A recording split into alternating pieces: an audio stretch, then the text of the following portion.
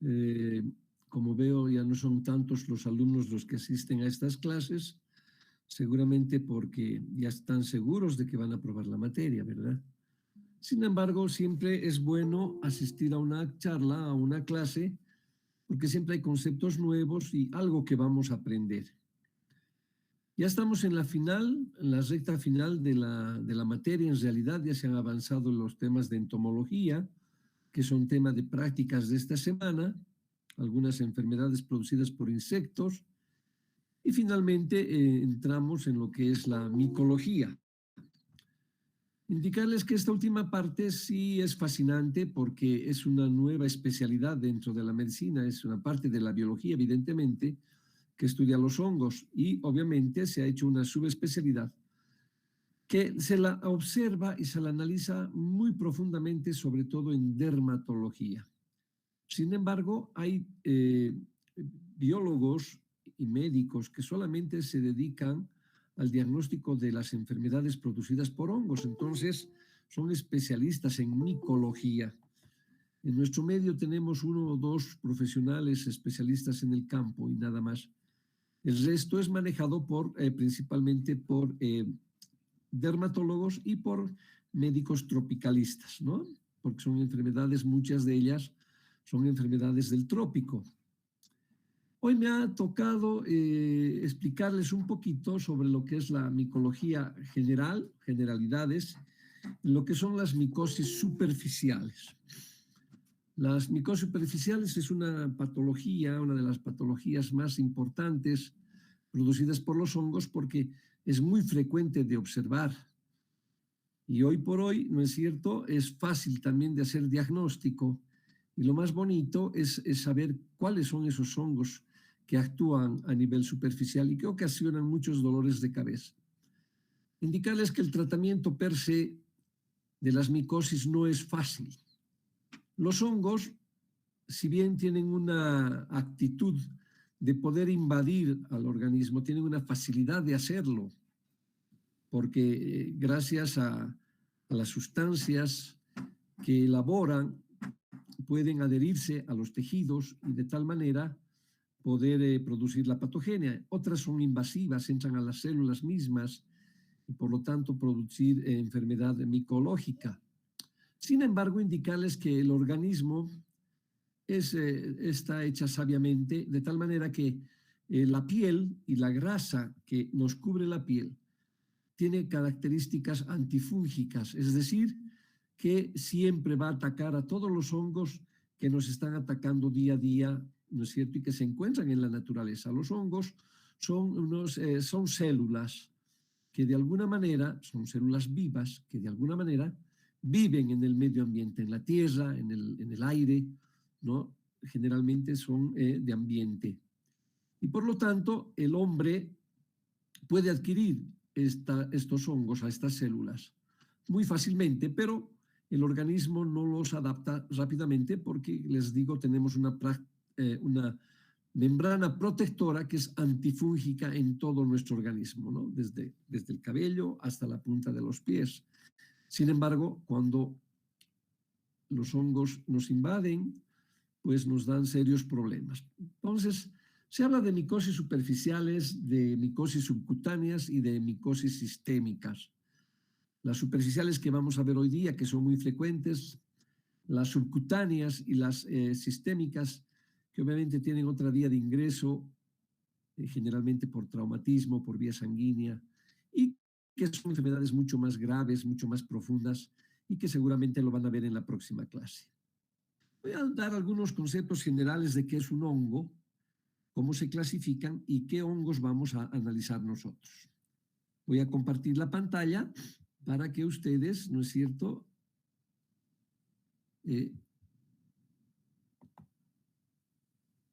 creo que acá no.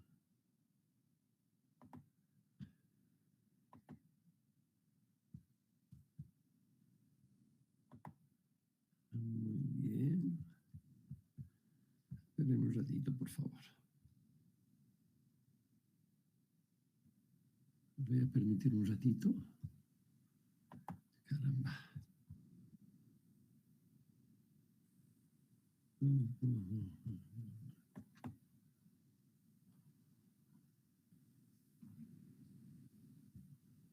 ¿Qué dice? Micosis superficiales dermatofitos. ¿Está bien? No sé, ¿se ve la pantalla? ¿Estamos de acuerdo?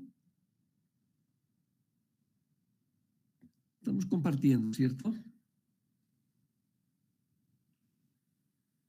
Muy bien. Entonces, generalidades.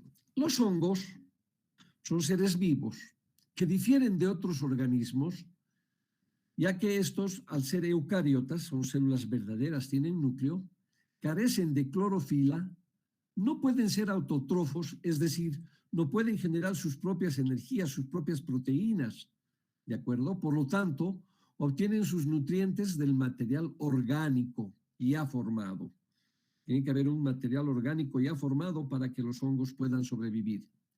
En consecuencia, los hongos establecen una relación interespecífica entre organismo y hongo, obviamente, donde generalmente los hongos, por eso los estudiamos nosotros en parasitología, son parásitos, requieren de microorganismos que ya de alguna manera, ¿no es cierto?, forman nutrientes de los cuales van a obtener su energía estos hongos. Y por lo tanto resultan imprescindibles de tener un huésped para descomponer y reciclar la materia orgánica. ¿Cómo se clasifican los hongos? Se clasifican por su tamaño, en macroscópicos y microscópicos. Los organismos macroscópicos se usan como alimento, las setas, ¿no es cierto? Los hongos que están en nuestros platos favoritos. Algunos son tóxicos y algunos venenosos, pero son hongos que son macroscópicos y todos ellos pertenecen a ese grupo. En cambio, los hongos microscópicos generan diferentes cuadros patológicos y de diversa gravedad y consecuencia. Como podrán ver acá, estos son los hongos macroscópicos, se los ve a simple vista, las setas, ¿no es cierto?, los hongos que están en los alimentos, y los microscópicos que necesariamente requerimos de una observación a través del microscopio para poder analizarlos y obviamente clasificarlos y a través de ellos saber qué tipo de hongo es el que está ocasionando esa patología. Su estructura es bastante sencilla. La unidad anatómica de los hongos es la hifa.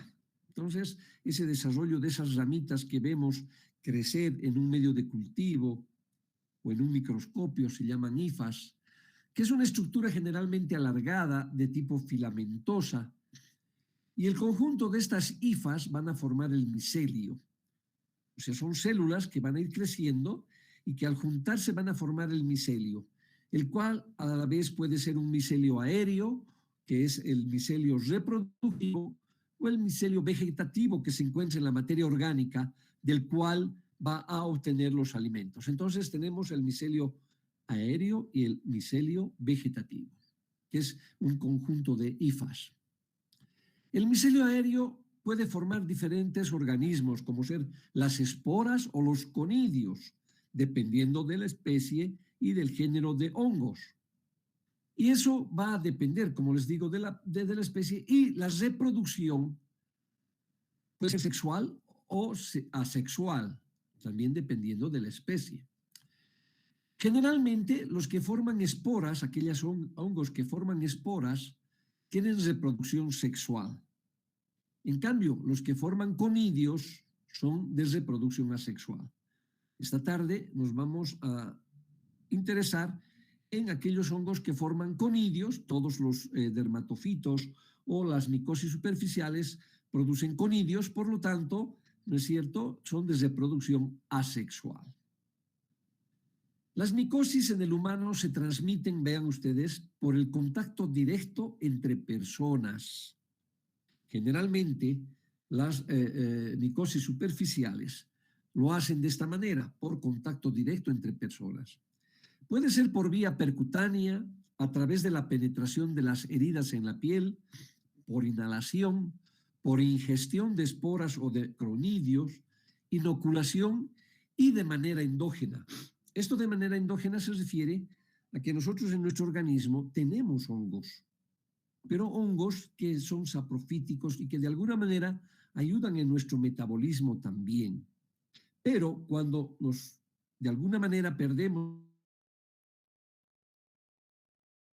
dentro de nuestro organismo y que son parte de nuestra biota, se vuelven pues oportunistas y de esa manera, ¿no es cierto?, pueden ocasionar problemas. Vean ustedes, aquí vemos, por ejemplo, las hifas, ¿no es cierto?, y estamos viendo aquí esporas. Estas son las esporas, así se ven las esporas en las diferentes especies de hongos. En cambio, los conidios tienen una forma más especial, ¿no?, de celdas, van formando celdas en el desarrollo de los conidios que van brotando a partir de las hifas. Y estas se van a reproducir en forma sexual.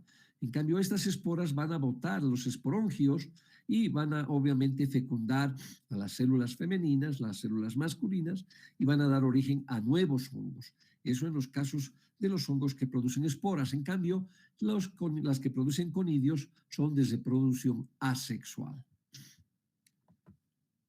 ¿Cómo se clasifican los hongos?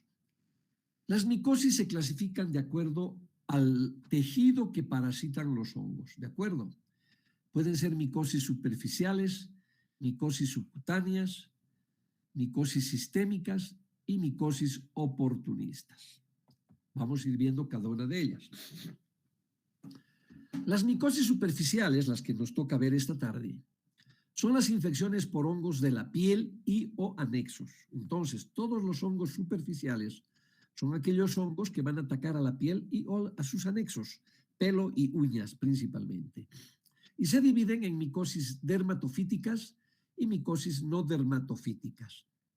Los dermatofitos es un grupo de hongos, están en 3 grupos grandes que vamos a ver esta tarde, y los no dermatofíticos, que son hongos con nombres específicos, pero que de todas maneras producen infección, ¿no es cierto?, superficial. Por eso se clasifican en dermatofíticas y no dermatofíticas. Primero, vamos a explicar los hongos o las micosis dermatofíticas. Vamos a hablar de la dermatofitosis o tiñas, ¿ya? Reciben el nombre de dermatofitosis o tiñas todas aquellas infecciones por los dermatofitos, es decir, que producen micosis superficiales. ¿Cuál es la característica de la dermatofitosis? Se caracterizan por invadir tejido queratinizado.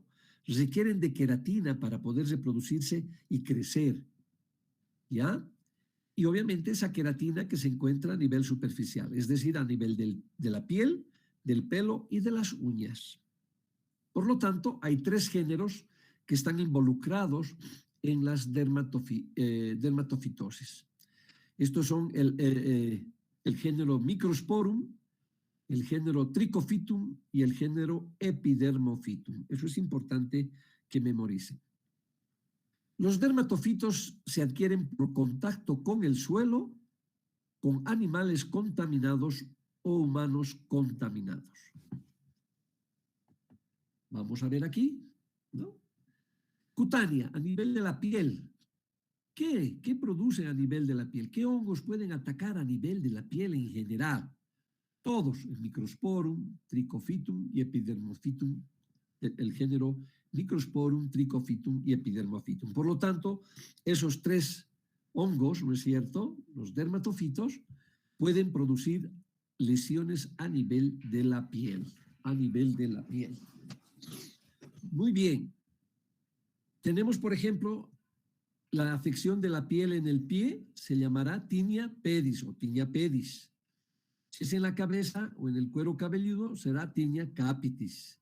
Si es en el cuerpo, tinea corporis. Y si es en la uña, tinea unguium, ¿no es cierto?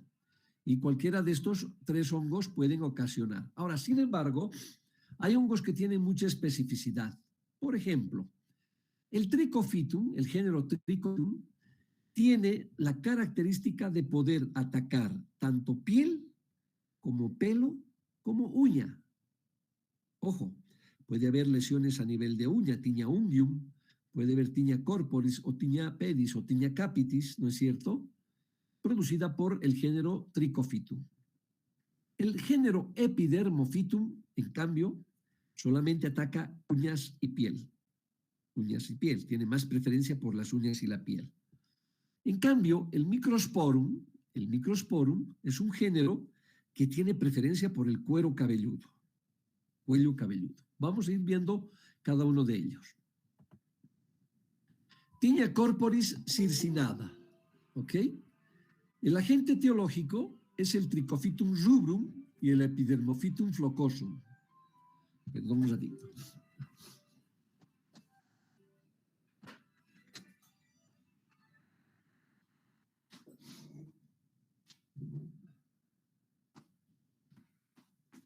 Muy bien, repetimos. Entonces, los agentes etiológicos de la Tinea corporis circinada es el Trichophytum rubrum, el Epidermophytum flocosum. Como les decía, el Trichophytum y el Epidermophytum tienen predilección por la piel. En este caso, el rubrum y el flocosum. ¿Cómo se caracteriza la Tinea corporis circinada? Se presenta como placas circulares con bordes vesiculosos, eritematosos, o sea, son de color rojo, crecen y tienden a descamar a nivel central, ¿no? A partir del centro y periféricamente, centrípetamente, ¿no? Se va descamando la piel. Es pluriginosa, obviamente, esa es una de las características de los hongos, de borde rojizo y que puede ser seco o vesiculoso. En algunos casos es seco y en algunos casos los bordes tienen pequeñas vesículas, sobre todo en la piel lampiña y del tronco, ¿no es cierto? Abdomen, extremidades y la cara. Es de crecimiento centrífugo, es decir, que se va hacia afuera, ¿no? Centrífugo. El diagnóstico de la Tinea corporis circinada, este es el hongo o la micosis superficial más frecuente que vamos a observar. Cuando ustedes vean una piel con micosis, estamos hablando de Tinea corporis circinada. Y el diagnóstico clínicamente se confirma cuando vemos a través de un examen directo de las escamas de las lesiones agregando el hidróxido de potasio. El hidróxido de potasio lo que va a hacer es aclarar, ¿no es cierto?, la piel y las escamas de los hongos para poder apreciar adecuadamente las hifas y los conidios en este caso. Vean ustedes en esta fotografía, esta es la Tinea corporis circinada. Vean, es una forma redondita, se empieza a perder la piel, ¿no es cierto?, a despelecharse a partir del centro en forma centrífuga, va creciendo esta lesión eritematosa, pruriginosa. En algunos casos es solamente eritematoso, en algunos casos es vesiculoso, es decir, que pueden haber pequeñas vesículas llenas de líquido, son pruriginosas y van creciendo en forma centrífuga, ¿no? Aquí tenemos una micosis, por ejemplo, vean ustedes oral, perioral, vean cómo es una placa eritematosa bastante pruriginosa, ¿no es cierto? Circinada se llama porque no tiene bordes muy nítidos, entonces va creciendo en forma centrífuga. Es la micosis superficial más frecuente que nosotros podemos ver. Esta lesión que nosotros vemos acá, que es característica de cualquier micosis, que tiene una lesión creciente en la parte periférica y descamativa en la parte central, se conoce con el nombre de signo de la escarapela, porque parece una escarapela, vean ustedes. En todas las micosis superficiales producidas por Trichophytum y Epidermophytum, ¿no? Es cierto, el rubrum sobre todo, entonces podemos observar este signo de la escarapela, que es patognomónico de las micosis superficiales. ¿Qué es la Tinea cruris? Es decir, aquella que se encuentra a nivel de región inguinal. Aquí hemos hablado de la Tinea circinada, que puede estar en el tronco, en la piel lampiña, en la cara, en los brazos, en las piernas. Sin embargo, luego ataca a nivel de región inguinal, ¿no? También está comprometido el Trichophytum rubrum, el Trichophytum mentagrophytis y el Epidermophytum flocosum, que es el más frecuente. Estos, como podrán ver, Trichophytum y Epidermophytum atacan piel principalmente. Entonces, su localización de la Tinea cruris, ya recibe un nombre porque está localizado a nivel inguinal, es eritematosa igual, caliente, roja, descamativa, muy pruriginosa y con bordes vesiculares. Es mucho más frecuente en el varón adulto, en la tercera edad. La humedad y la maceración por el uso de ropa ajustada y de material sintético favorece también del desarrollo de estos hongos. Hay factores predisponentes, podemos llamar a la tinea cruris o submamario, que se presenta con mucha frecuencia en nuestra gente, que es bastante obesa y tiene senos bastante grandes, ¿no es cierto?, exuberantes, caídos, y en el borde inferior de los senos, por la humedad, vean ustedes, hay factores predisponentes que son la obesidad, la mala higiene, la humedad, clima tropical, uso de medicamentos como corticoides o inmunosupresores, la diabetes mellitus, ¿no es cierto? Son personas que van a presentar este tipo de tiñas, tinea cruris o submamaria, y se adquiere por contacto de piel a piel, o sea, es un contacto directo entre piel y piel.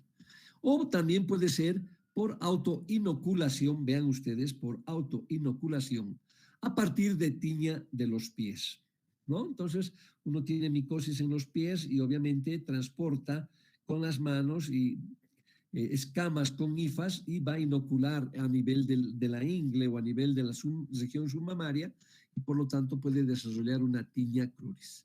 El diagnóstico es exactamente al anterior, observar esas escamas, obtener esas escamas de los hongos, obteniendo un raspaje de los bordes de la lesión, poner hidróxido de potasio y observar al microscopio. Y ahí vamos a ver las cifras. Vean aquí en esta imagen la tinea cruris, vean ustedes, producida por Trichophytum y Epidermophytum, ¿no? A nivel de las nalgas y aquí la región periinguinal, ¿no? Está tomándose el perineo, la región perianal. Son además lesiones crónicas con prurito intenso, pueden ser agudas, pero tienden a hacerse más crónicas. Y no se olviden que el exceso de humedad, el roce constante de piel con ropa apretada o sintética puede ocasionar este tipo de lesiones. Se observan más en mayores y en personas obesas. Muy diferente, ojo, muy diferente de lo que cuando vemos esta lesión muchos dirán, ah, sí, se ve mucho en los niños, esto no, esa es la dermatitis del pañal, que está producido por otro hongo que produce esporas y en este caso estamos hablando de cándida, ¿no? Cándida es otro tipo de hongo sistémico y además es oportunista y eso lo verán en próxima clase. En este caso estamos hablando de lesiones superficiales por hongos dermatofitos específicos y las características, si bien pueden ser muy similares, ¿no es cierto?, son de diferente presentación. No se olviden, Epidermophytum, Trichophytum, Ventagraphites y Trichophytum rubrum. Vean ustedes en esta otra imagen a nivel submamario. Es frecuente observar este tipo de tiña, ¿no? También se llama tinea cruris o tinea submamaria. Obviamente aquí no está en la región inguinal, pero está en la región submamaria y vean cómo es por la humedad, tiende a crecer, a desarrollar, a ser muy pruriginoso y obviamente ahí sí hacemos un raspaje y hacemos un frotis de la descamación que tenemos en esta piel, vamos a encontrar obviamente microconidias, ¿no? Vamos a reconocer a los parásitos, a estos hongos, de acuerdo a la morfología que lo veremos un poquito más adelante. Entonces ya hemos hablado de la tiña cutánea circinada, la cutis, en este caso estamos hablando de la inguinal, vamos a hablar de un poquito de la tiña capitis, es decir, aquella que produce sobre todo a nivel del cuero cabelludo. Y el agente etiológico, habíamos dicho, principalmente el Microsporum, el pelo, ¿no es cierto? Microsporum canis, que es un parásito, es un hongo frecuente que se encuentra en los animales, ¿no? En los perritos. Es una micosis que nos pueden transmitir nuestros mejores amigos. Y obviamente también el Trichophytum ventagrophytes.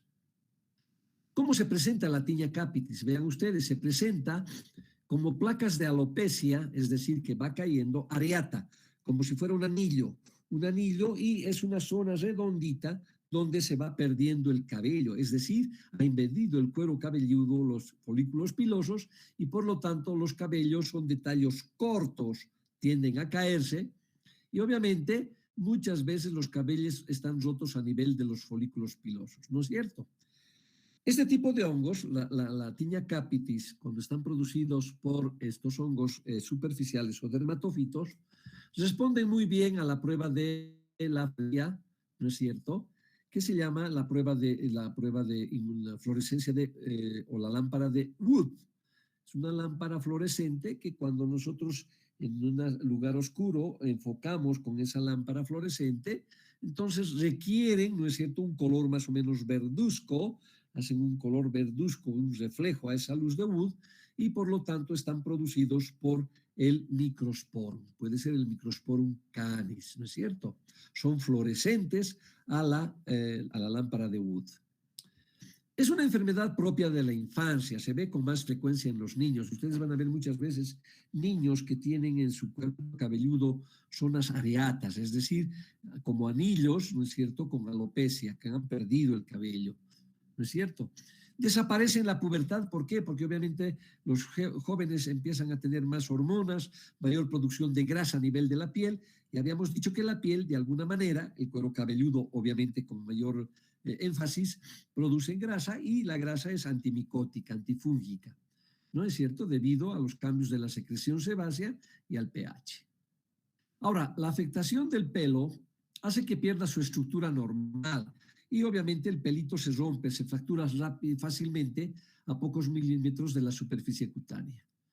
Y además el hongo puede parasitar, puede invadir al cabello o al pelo por dentro del cabello o por fuera del cabello, ¿no? O sea, no solamente el cuero cabelludo, sino atacar al pelo, en este caso así lo hace Microsporum, y puede ser una lesión micótica dentro del cabello, lo que se conoce con el nombre de endotrix, o que el hongo se encuentra por fuera del cuero, del pelo, del cabello, y lo que se denomina una micosis ectoendotrix, ¿no es cierto?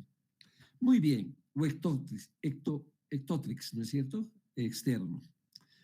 Ahora, ¿cómo se clasifican las tiñas secas a nivel del cuero cabelludo, ¿no es cierto? Se clasifican en 3 tipos. Las tiñas secas, que son está producida por Microsporum y la tricofítica, son tiñas bastante secas, ahorita vamos a ver imágenes. Luego tenemos la tiña inflamatoria Ocherium decelso, donde la micosis a nivel del cuero cabelludo es como si supurara pus, como si supurara un líquido pegajoso, entonces es bastante brilloso y se hacen costras, ¿ya? Y la tiña fábica, que consiste en un hongo en la que nosotros tocamos ese honguito y se queda como una fabelita, como una hendidura, es un tipo de micosis de tiña capitis algo húmeda. Vamos a ver algunos ejemplos. Entonces, no se olviden, 3 tipos clínicamente de tiña capitis: las tiñas secas, la inflamatoria de Ocherium o Ocherium decelso, y la tiña fábica. Vamos por la tiña seca, que es la microspórica, Microsporum canis. Generalmente está constituida por una placa pseudoalopésica, es decir, que no está tan peladito, no hay una alopecia total, por eso se llama pseudoalopésica, ¿no? Circular, con escamas y de tamaño variable, bien delimitada, es una lesión circinada bien delimitada. Los pelos son regularmente afectados a un mismo nivel, ¿no es cierto? Y además envueltos por una vaina blanquecina. Esa es la tiña seca, ¿ya? Hay diferentes grados de prurito, unos son más pruriginosos, otros son menos pruriginosos. La tiña seca. Entonces vemos acá, vean ustedes esa lesión a nivel del cuero cabelludo, ¿no? Los pelitos están cortados a un mismo nivel, obviamente hay descamación y diferentes grados de prurito y formaciones blanquecinas que se pueden observar en la piel lesionada.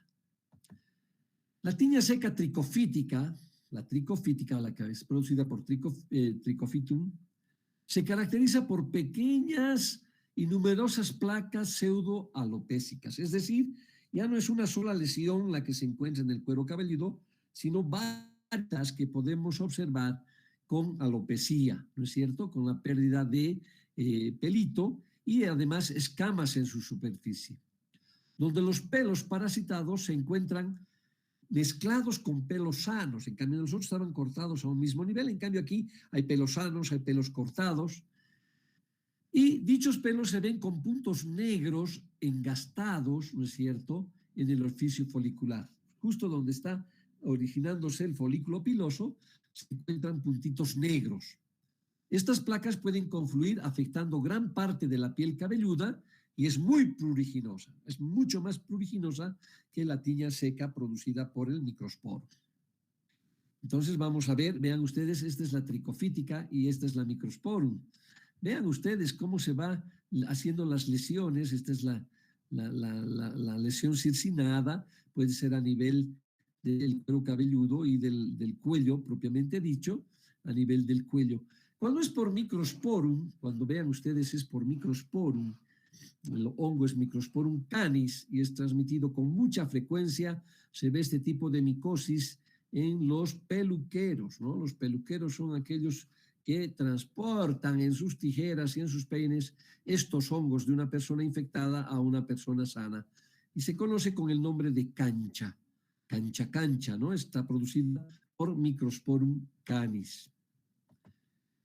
Vean ustedes aquí otro tipo de lesión. Aquí, si bien no hay, parece una pseudoalopecia, ¿no es cierto? El cuero cabelludo. Entonces, vean, se pone blanquecina con serias áreas areatas, caída del cabello, y puede tomar grandes superficies del cuero cabelludo por tricofitum. ¿Cómo es la tiña inflamatoria o el Cerium de Celso? Es la segunda, que es húmeda en realidad, este tipo de tiña a nivel del cuero cabelludo. La sintomatología no depende exclusivamente de la acción del hongo, es decir, no es solamente porque está el hongo ahí, sino porque hay una respuesta de tipo inmunológica del huésped. Hay una respuesta deficiente inmunológica del huésped frente al hongo y se caracteriza por presentar una placa pseudoalopésica muy dolorosa. En los primeros casos era pruriginosa, en el tricofitum mucho más pruriginosa, pero en el caso del Cerium de Celso es doloroso. ¿Ya? ¿Por qué? Porque hay un proceso inflamatorio y es por respuesta inmunológica frente al hongo. Hay eritema, es rojizo, hay inflamación, aparición de pústulas, ya les decía, hay como formación de pus, hay eliminación de moco, de pus, de sustancia purulenta y pueden formarse abscesos, con desarrollo en ocasiones de una prominencia cubierta por costras, seropurulentas o serohemáticas. Además, en el caso del Cerium de Celso o la tiña inflamatoria, podemos palpar, ¿no es cierto?, adenopatías regional. Si están en la región de la nuca, podemos tener ganglios retroauriculares inflamados que también son dolorosos. A diferencia de las tiñas secas, donde las lesiones curan sin secuelas, las anteriores curan sin dejar secuelas, crece el pelito y desaparece la alopecia, en el área afectada por la tiña inflamatoria puede quedar alopecia permanente, es decir, quedar un área areata, limpia, sin pelos, como una cicatriz delitescente. Entonces, vean ustedes, vean cómo es el Cerium de Celso, con formaciones pustulosas, costras, ¿no es cierto?, y además bastante dolorosas, bastante húmeda acá, ¿no es cierto? Se inicia como una tiña seca, pero después tiende a producir bastante pus, bastante inflamación, y eso se debe precisamente a la respuesta inmunológica por parte del huésped frente al hongo, ¿ya? ¿Qué hongo, qué parásito es el que hongo en realidad es el que mayormente produce el Cerium de Celso? Aquí lo dice, es el Microsporum canis. Microsporum canis. Puede cicatrizar o curar en 6 semanas, pero deja zonas alopésicas permanentes. Vamos a la última, que es la tiña fábica o la tiña fabus. Esta variedad de tiña es excepcional, casi con frecuencia no se la va a ver. El agente causal es el Trichophytum scheinleini, afecta tanto a niños como a adultos, puede invadir toda la piel cabelluda y extenderse también a la piel lampiña y a las uñas. Vean ustedes, es Trichophytum, ataca las 3 zonas queratinizadas de nuestro organismo. Entonces puede atacar piel cabelluda, piel, lampiña y las uñas. Los pelos están decolorados, casi pierden su color, sin brillo, secos, no se rompen a poca distancia de la piel, son más bien más largos que las otras tiñas. Las otras son más cortitas, unas cortadas al mismo nivel, otras más largas y se entremezclan, ¿no es cierto? En cambio, estas son más largas, secas, igual se quiebran, ¿no es cierto? Y obviamente existe un godete fábico, es decir, alrededor del honguito, si nosotros tocamos, hay un godete, es como si estuviera húmeda la cosa y dejamos una huella, por eso se llama godete fábico, con pequeñas cazoletas amarillentas constituidas por el micelio del hongo. Es como si fueran unas pequeñas formaciones de costra amarillenta que está producido por el micelio del hongo y que además despide un olor característico, ¿no es cierto? Un olor rancio, y que al desaparecer también deja una zona alopécica. Pero es poco frecuente. La tiña fábica es muy parecida, no en gravedad a la tiña, al Querium de Celso, pero igual deja secuela una zona areata, ¿no es cierto?, alopécica. El diagnóstico también se hace con la lámpara de Wood, ¿no es cierto?, cuando son microspóricas, en este caso el Trichophyton Schonleyi, y cuando hacemos con Trichophyton Schonleyi, pues la fluorescencia es negativa, es negativa. Se puede realizar el cultivo en cualquier hongo, en cualquier micosis, pero sobre todo esta que es un poco frecuente para determinar sobre todo a Trichophyton Schonleyi, se hace cultivos del pelo en medio de saburó, ¿no? Vamos a ver más adelante en qué consiste el medio de saburó. Aquí tenemos algunos ejemplos, vean ustedes, el Querium de Celso, vean ustedes, la fábica, ¿no? Lesiones fábicas alrededor, como godetes que se hunden, y obviamente estas son lesiones producidas por lesiones de tiña capitis. O sea, hay mucho más lesiones a nivel del cuero cabelludo. Vamos al otro extremo, vamos a la tiña pedis. La tiña pedis, la que ataca a los pies, también se conoce con pie de atleta. ¿Cuáles son los agentes etiológicos? Trichophytum rubrum, Trichophytum mentagrophytis y Epidermophytum flocosum. Como podrán ver, siempre están pendientes Trichophytum y Epidermophytum, ¿no es cierto? Principalmente el pie de atleta es producido por Trichophytum mentagrophytis, ¿no? Esos pies de atleta, aquellas personas que utilizan frecuentemente zapatillas de goma, que están frecuentemente en las piscinas, en las duchas, ahí se contaminan con Trichophytum mentagrophytis y se produce lo que se conoce con el nombre de pie de atleta. Esta dermatofitosis es frecuente y cosmopolita. Afecta, miren ustedes, pliegues interdigitales, las plantas, los bordes de los pies. El contagio se establece casi siempre en forma indirecta a partir de lugares contaminados, ¿no es cierto? Sobre todo en el suelo de baños, albercas, toallas, prestándose calcetines o zapatos. Es muy frecuente. Existen también tres formas, que es la forma intertriginosa, que está entre los pliegues, ¿no es cierto? Afecta a los espacios interdigitales, donde existe maceración, lo que va a determinar mal olor, ese olor a queso Ruggeri, ¿no es cierto? Es olor a queso. Por eso decimos cuando una persona tiene olor a quesos, es porque está producido por el Trichophytum mentagrophytis, ¿no es cierto? Y obviamente se macera y se pierde ese mal olor. Es de aspecto blanquecino con pequeñas fisuras, pequeñas lesiones que arden, ¿no? Duelen. Primero es pruriginoso, pero después el honguito tiende a arder. Después está la forma vesiculosa, en la que se forman vesículas, ¿no? Pequeñas vesículas llenas de líquido y que se rompen dejando erosiones. Es decir, en la misma piel del pie, en región interdigital, pueden formarse pequeñas vesículas como pequeñas uvitas que revientan y dejan líquido. Entonces esas son las vesiculosas.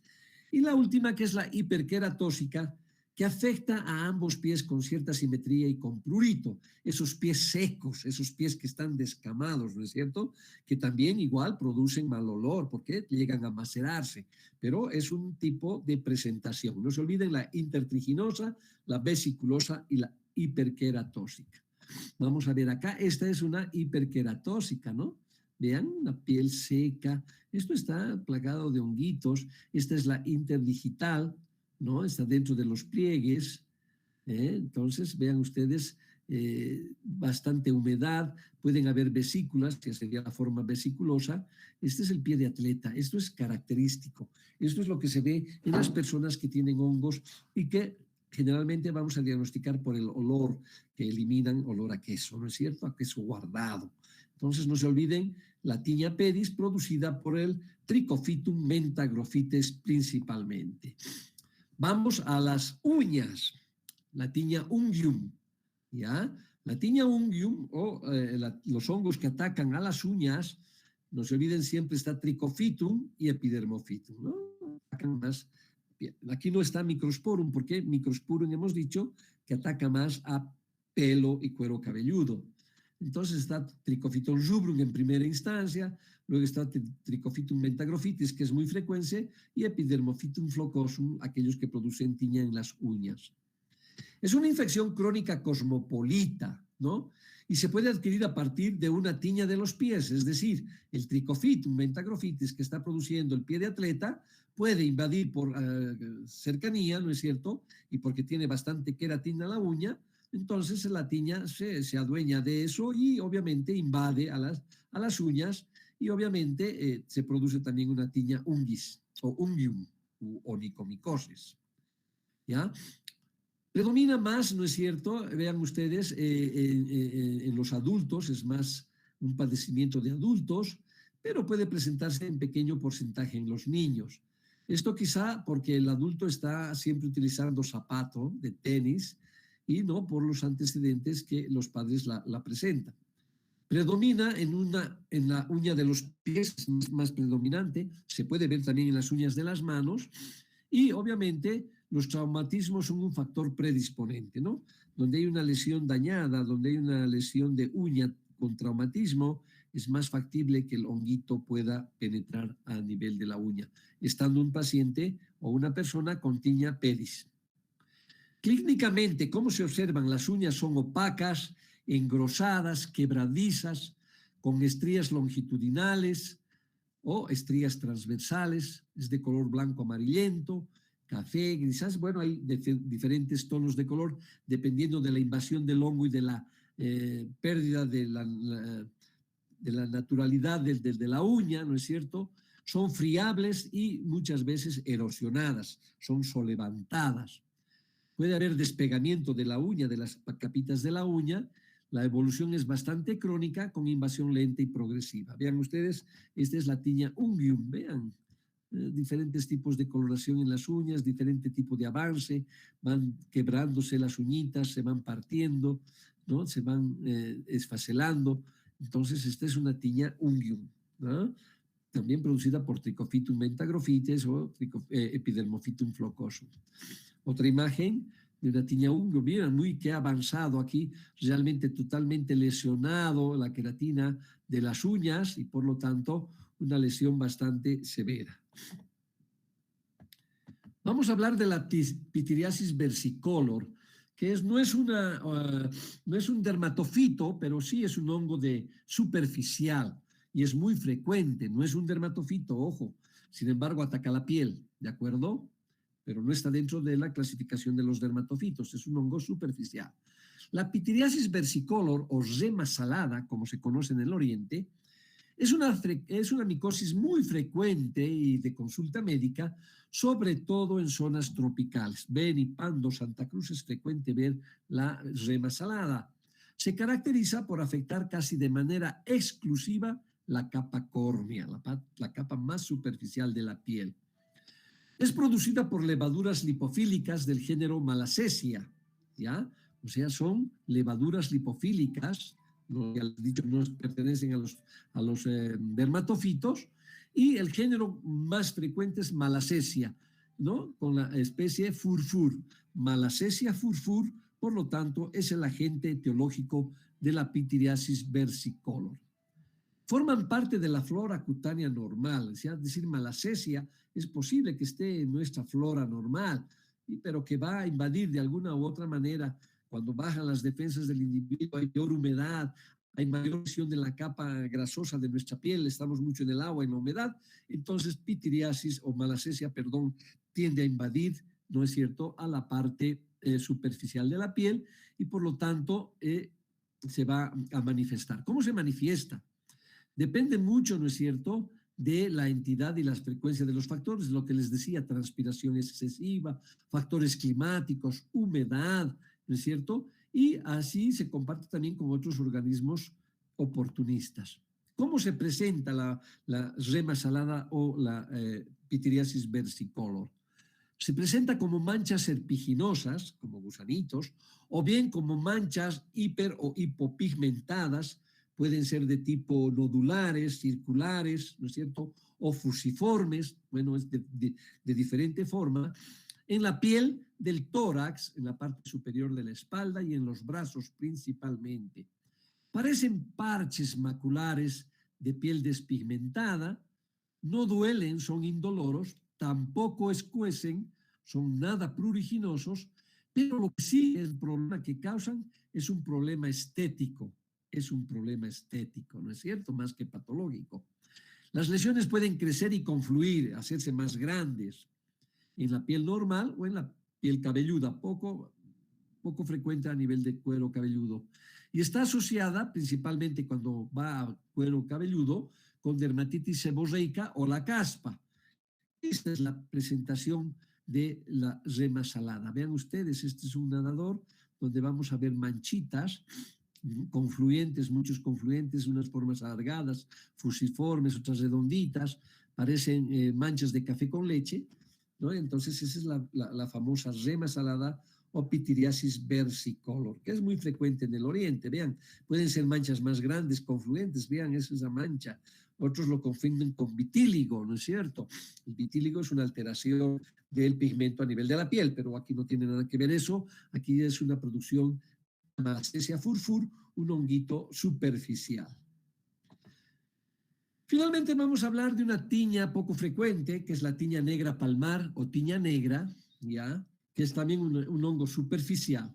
Y el agente es la Exophyala werneckii, ¿ya? La Exophyala werneckii es una infección crónica y asintomática del estrato córneo de la palma de la mano. Se presenta como mácula, como una mancha oscura, marrón negro, en la palma de las manos, es indolora y no pruriginosa. O sea, es un hongo que parece una mancha de nacimiento, ¿no? Vean ustedes, esta es la mácula, la tiña negra, ¿no es cierto? La tiña negra que está producida por el hongo Werneckii, que de todas maneras no es poco frecuente, no es muy frecuente y no produce prurito ni dolor, pero es un honguito superficial. Finalmente vamos a hablar de las piedras. Las piedras son infecciones fúngicas, son infecciones de hongos superficiales, ¿ya?, que aparecen extrafolicular del pelo, ¿ya?, que caracterizada por la presencia de nódulos duros e irregulares compuestos por agregados fúngicos. Es decir, la piedra son formaciones de hongos que van a formar ciertas formaciones nodulares duros fuera del pelo. Vamos a ver ahorita una imagen, a eso se llama piedra. Y hay dos tipos de piedra. La piedra negra, que es nódulos de consistencia pétrea de 1 a 5 milímetros y es producida por el hongo Piedraea hortae, ¿no? Entonces la piedra negra, que es extrafolicular, está producida por la piedra hortae. En cambio, la piedra blanca, que está producida por la colonización de diversas especies de Trichosporum, presentan nódulos de mayor tamaño, son blandos y de color amarillento. Puede afectar los pelos del cabello, los pelos de la axila, el pelo púbico y la barba. Pero es poco frecuente la piedra blanca. Entonces aquí vamos a ver sobre todo la piedra negra. Vean ustedes, estos son los nódulos duros, queratinizados, ¿no es cierto?, que está producida por la piedra hortae principalmente. La piedra blanca poco frecuente. Bueno, hemos visto un panorama de hongos, los dermatofitos y hongos superficiales, que están a nivel superficial de nuestro organismo en la piel y las paneras. El diagnóstico clínico es fácil, la más frecuente, la circinada, que hemos dicho que es el signo de la escarapela, que es una dermatitis por dermatofitos a nivel de la piel. Entonces esa es la más frecuente. Luego tenemos la Microsporum canis, que es la tiña capitis, que es la que produce esas lesiones a nivel del cuero cabelludo y a nivel del cuello, ¿no es cierto? por lo tanto, son clínicamente fáciles de diagnosticar y que ustedes seguramente se van a volver expertos cuando vean clínicamente estas patologías en la materia de dermatología. Pero nosotros estamos dando los fundamentos para que puedan reconocer y clasificar a los hongos. El diagnóstico, obviamente, tendríamos que hacer cultivos en técnica de Sabouraud. Hay que cultivar, sacar esas escamas, poner en un medio de cultivo. El medio de cultivo específico para hongos es el medio de Sabouraud, con verde de malaquita, verde de Sabouraud, ¿no es cierto? Tiene, bueno, diferentes componentes y obviamente aquí van a desarrollar las hifas y las esporas y lo que vamos a hacer es ver al microscopio las características de las microsporas o macrosporas. En el caso, por ejemplo, del Microsporum canis o Microsporum gipsium, se forman macroconidias.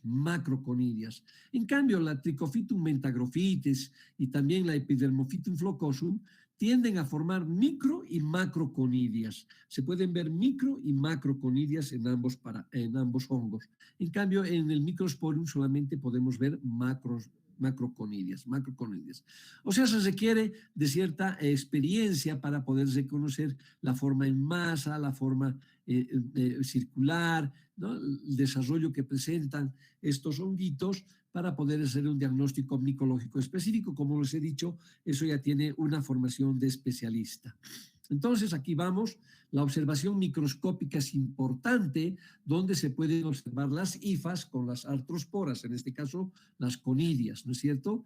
Y dependiendo de la especie, pueden ser macro o microconidias, como es el caso de Trichophytum o Microsporium, si son macroconidias. En infecciones del cuero cabelludo, se puede hacer diferenciación utilizando lo que es la luz de Wood, ¿no es cierto? Cuando ponemos la lámpara de Wood, que es una lámpara fluorescente, habíamos dicho que cuando es por microsporum, hace un efecto fluorescente de color verde. En cambio, cuando esa tiña capitis está atacada por Trichophytum, no hay fluorescencia, ¿no es cierto? Y en la tiña fábica o favosa, que es poco frecuente, esa coloración es de tipo amarillenta. Pero que nosotros sepamos que el Microsporum canis, la tiña capitis por Microsporum canis, que es la más frecuente, podemos diagnosticarla a través de la lámpara de Wood, que hoy por hoy también ya está quedando en desuso. El cultivo de medio de Sabouraud, que está, perdón, no era verde malaquita, me he confundido, es en base a agar dextrosa, El verde de malaquita se utiliza como cultivo para el bacilo de Koch, lapsus linguis. Bueno, el tratamiento, hay tratamiento para los hongos, ¿no es cierto? Los antimicóticos que pueden ser de vía local y sistémicos. Sobre todo en estos que estamos haciendo por dermatofitos, tenemos que hacer un tratamiento tópico con cremas. Entonces, el resultado va a ser mucho mejor. ¿Por qué? Porque están a nivel superficial, por lo tanto, no se va a absorber por vía sistémica y no es conveniente hacer tratamiento por vía sistémica para los dermatofitos. Entonces tenemos los antimicóticos que son derivados azólicos.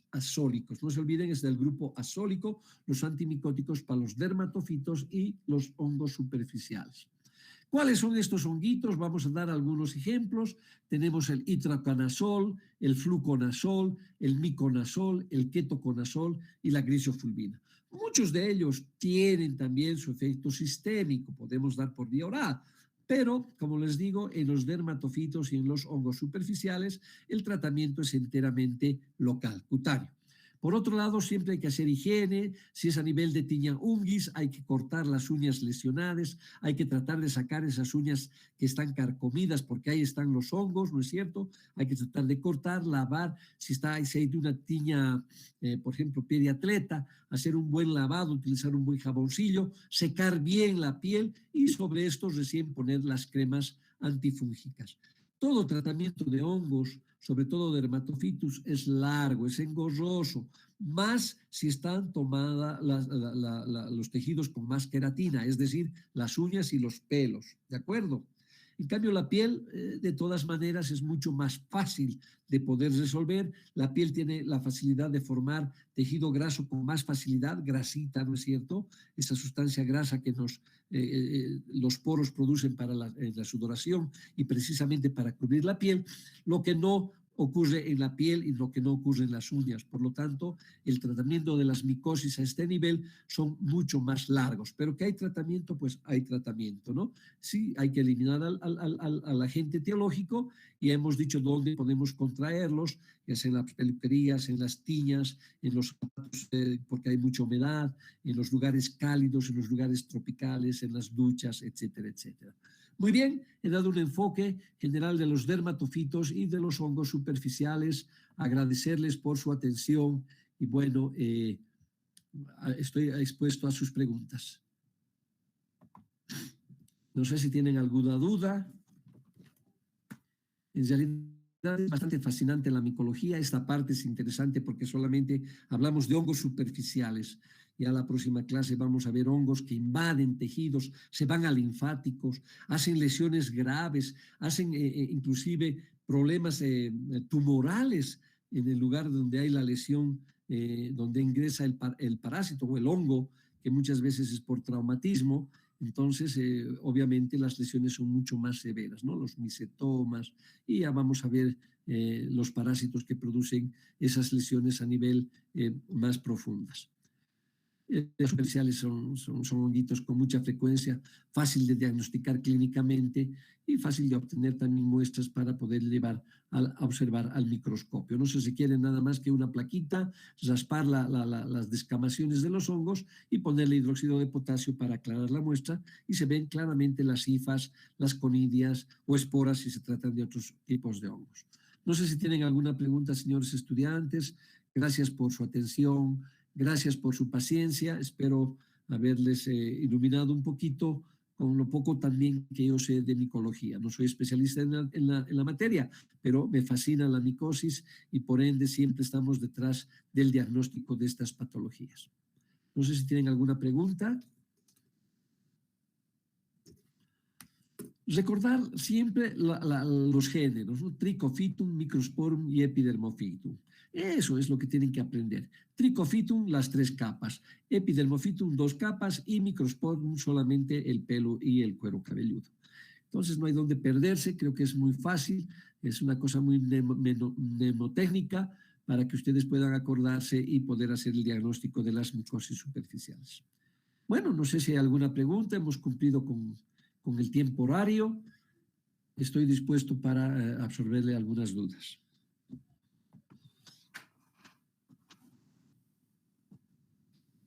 ¿No hay preguntas?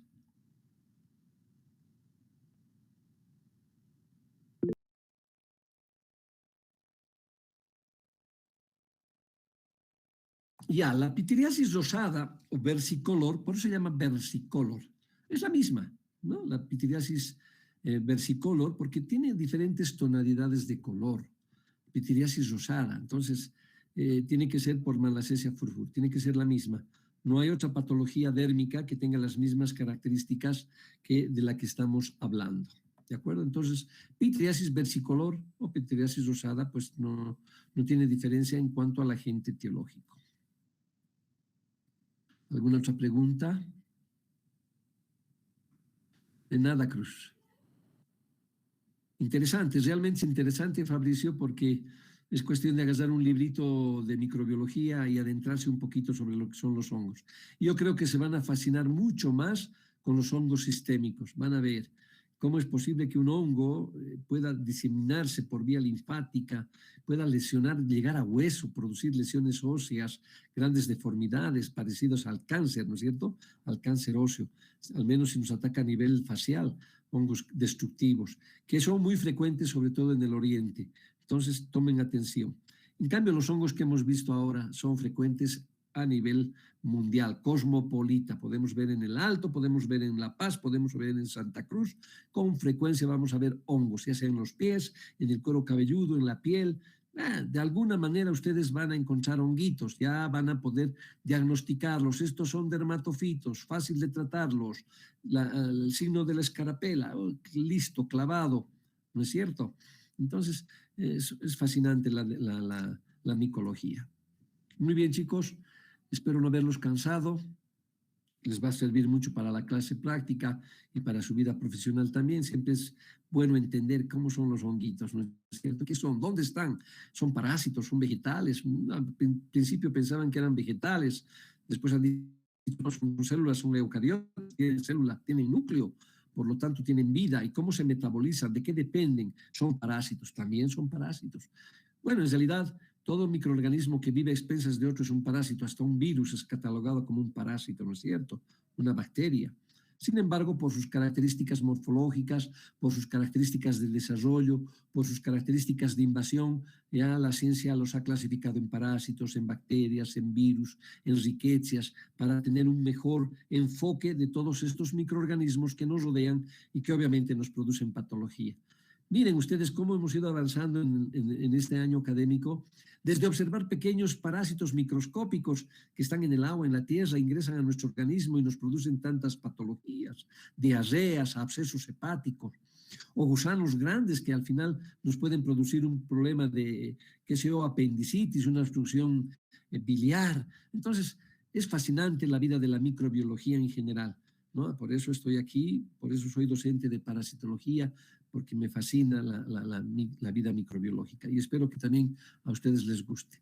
Muchas gracias por su atención y será hasta una próxima oportunidad. Ya nos estaremos viendo en las prácticas. Muchas gracias, chicos.